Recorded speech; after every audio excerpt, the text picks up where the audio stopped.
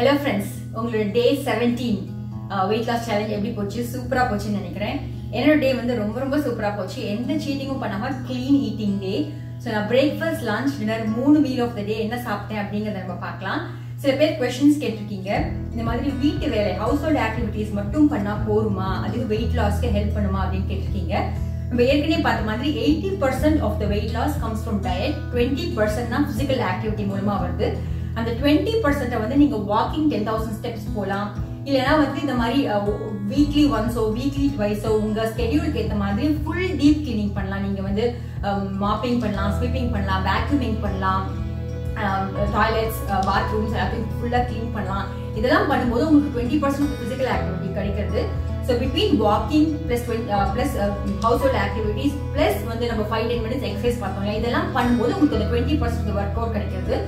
So வெறும் வீட்டு வேலை மட்டும் பண்ணிட்டு வாக்கிங் பண்ணாமையோ இல்லை டயட் சார்ட்ல ஃபோக்கஸ் பண்ணாமல் இருந்தாலும் நமக்கு வெயிட் லாஸ் ஆகாது.